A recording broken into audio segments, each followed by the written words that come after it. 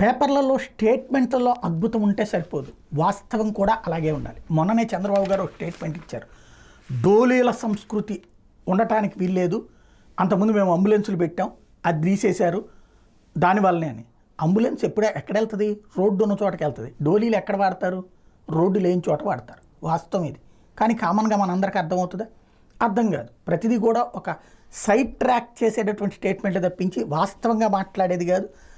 Confusion tactics అనమాట. ఇప్పుడు నిన్న వాటికి సంబంధించి ఒక ఫోటో ఈనాడే వేసింది. వంతెన బాధ్యత ప్రభుత్వానిదే అంటూ డోలీలో తీసుకొస్తున్నటువంటి పరిస్థితి. 4 వ్యక్తులు భుజాల మీద మహిళను మోసుకుంటూ వాగు దాటిస్తున్న ఈ చిత్రం అల్లూరు సీతారామరాజు జిల్లా ముంచెంగుపుట్టు మండలం లక్ష్మీపురం పంచాయతీ పరిధిలో ఉంది.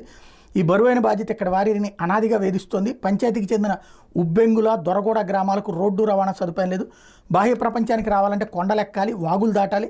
మంగళవారం ఉబ్బెంగుల్లో మహిళ అనారోగ్యానికి గురయ్యారు. ఆమె లక్ష్మీపురం తీసుకొచ్చేందుకు బంధువులు ఇలా మోసుకుంటూ మధ్యలో ఉన్న వాగు దాటించి ఆసుపత్రికి తీసుకెళ్లారు. వంతెన నిర్మించి కష్టాల నుంచి విముక్తి కల్పించాలని స్థానికులు కోరుతున్నారు. నిర్మిస్తారా?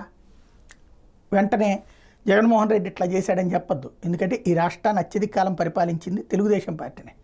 కాంగ్రెస్ తర్వాత అత్యధికంగా పరిపాలించింది. ఇలా ఇంతవరకు లేదు. అక్కడ వంతెనుంట కొట్టుకుపోవాలి, వంతెనే లేదు.